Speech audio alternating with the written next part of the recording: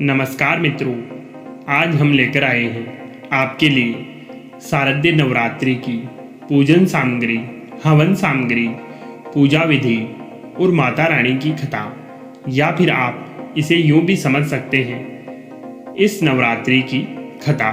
तो मित्रों, आपको पता ही है कि माँ दुर्गा के नवरात्रि हमारे लिए कितने महत्वपूर्ण है। तो मित्रों, दुर्गा माता को मानने वाले और इस नवरात्रि के उत्सव को धूमधाम से विधि पूर्वक मनाने वाले यह वीडियो अवश्य देखें। तो मित्रों, वीडियो शुरू करते हैं। शारदीय नवरात्रि की शुरुआत इस बार 15 अक्टूबर से हो रही है। नवरात्रि के इन 9 दिनों में देवी माँ के अलग अलग रूपों की पूजा की जाती है। इसे दुर्गा पूजा या दुर्गा उत्सव के रूप में भी मनाया जाता है। यह हमारे धर्म के सबसे महत्वपूर्ण त्योहारों में से एक है। यह त्योहार माँ दुर्गा को समर्पित है। शारदीय नवरात्रि का त्योहार अश्विन मास के शुक्ल पक्ष की प्रतिपदा से नवमी तक मनाया जाता है। नवरात्रि में दुर्गा माँ की विधिवत पूजा और हवन किया जाता है। पूजा पाठ में किसी भी प्रकार की कोई भी दिक्कत ना हो, इसलिए यह जरूरी सामग्री आप अभी से नोट कर लें और इनको पहले से ही व्यवस्थित कर लें। नवरात्रि में पूजन की सामग्री जो इस प्रकार से है। नवरात्रि के पहले दिन घट स्थापना की जाती है। इसके लिए कलश स्थापना और माता श्रृंगार की सारी सामग्री एकत्रित कर लें।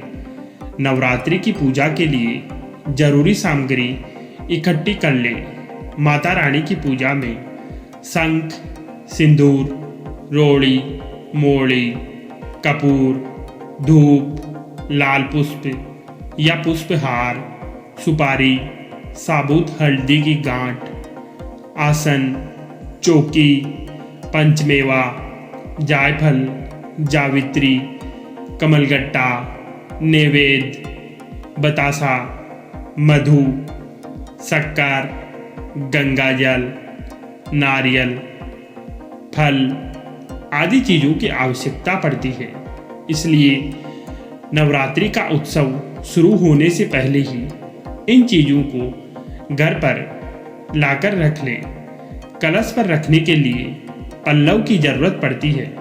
इसे पंच पल्लव के नाम से भी जाना जाता है। पल्लव में पीपल, गुल्लर, अशोक, आम और वट के पत्ते होते हैं, जिनको कलश पर रखा जाता है। इन पंच पल्लव के ऊपर नारियल रखा जाता है। अगर आपको यह पत्ते नहीं मिल रहे हैं तो आप आम के पत्तों का भी प्रयोग कर सकते हैं।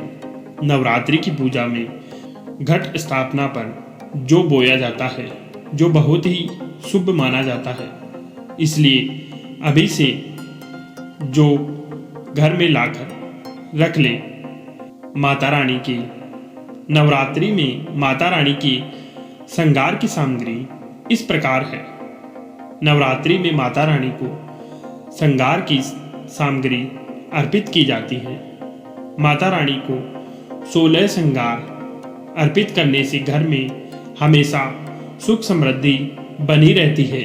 माता रानी को अर्पित होने वाले इन श्रृंगार की सामग्री में लाल चुनरी, चूड़ी, बिछिया, इत्र, सिंदूर, बिंदी, महावर, चोटी, मेहंदी, काजल, माला, लिपस्टिक, कान की बाली, नाक की नथ, पायल, नेल पॉलिश आदि सामग्रियां चढ़ाई जाती है।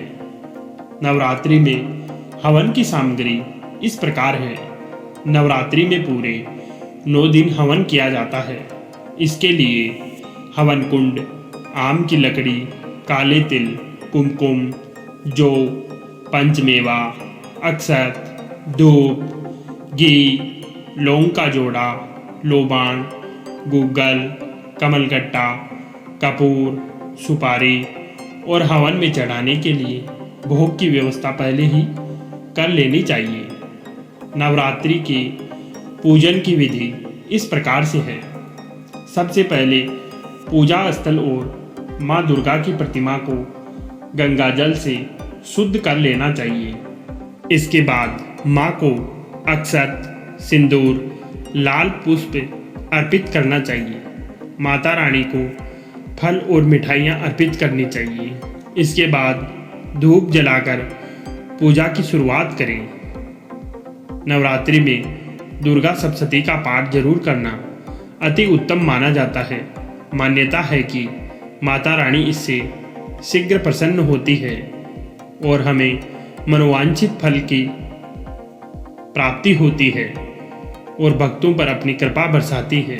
माता रानी की पूजा के बाद अंत में आरती जरूर करें। इस विधि से हर दिन माता के 9 अलग अलग स्वरूपों की पूजा करने से घर में हमेशा के लिए सुख समृद्धि का आगमन होता है।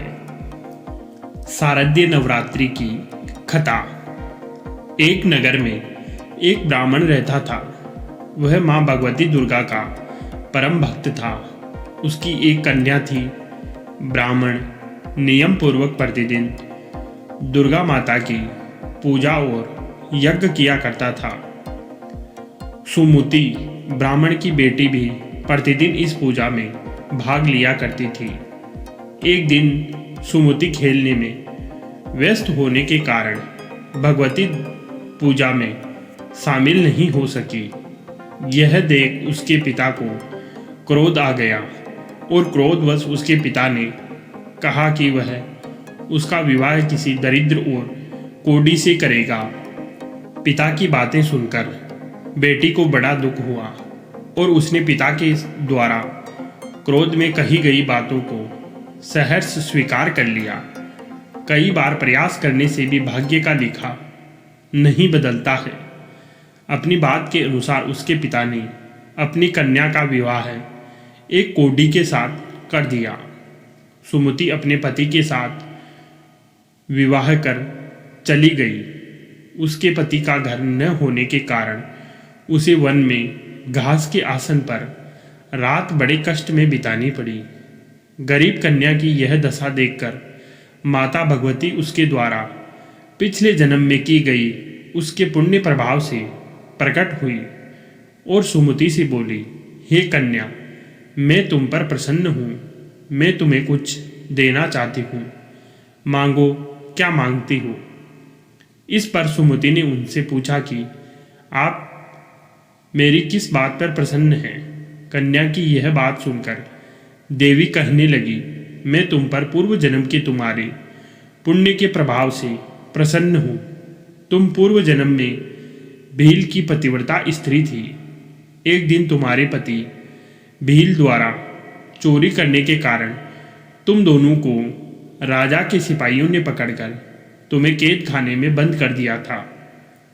उन लोगों ने तुम्हें और तुम्हारे पति को कई दिनों तक भोजन भी नहीं दिया था।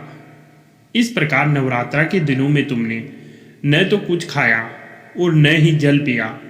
इसलिए 9 दिन तक नवरात्रा व्रत का फल तुम्हें प्राप्त हो गया और तुमने कई बार इन दिनों में मेरा नाम भी लिया था। हे ब्राह्मणी, उन दिनों अनजाने में जो व्रत हुआ उस व्रत के प्रभाव से प्रसन्न होकर आज मैं तुम्हें मनोवांछित वरदान दे रही हूँ। कन्या बोली कि अगर आप मुझ पर प्रसन्न हैं तो कृपा करके मेरे पति का कोढ़ दूर कर दीजिए। माता ने कन्या की यह इच्छा शीघ्र पूरी कर दी। उसके पति का शरीर माता भगवती की कृपा से रोगहीन हो गया। रामायण के एक प्रसंग के अनुसार शारदीय नवरात्रि की कथा यह भी मानी गई है। रामायण के एक प्रसंग के अनुसार भगवान श्री राम, लक्ष्मण, हनुमान व समस्त वानर सेना द्वारा आश्विन शुक्ल प्रतिपदा में से नवमी तक 9 दिनों तक माता शक्ति की उपासना कर 10वीं तिथि को लंका पर आक्रमण प्राप्त किया था। इस तरह नवरात्रों में माता दुर्गा की पूजा करने की प्रथा के पीछे कई कथाएं प्रचलित है, जिसके बाद से ही नवरात्रि का पर्व आरंभ हुआ। और माता दुर्गा की पूजा होने लगी। बोले दुर्गा माता की जय।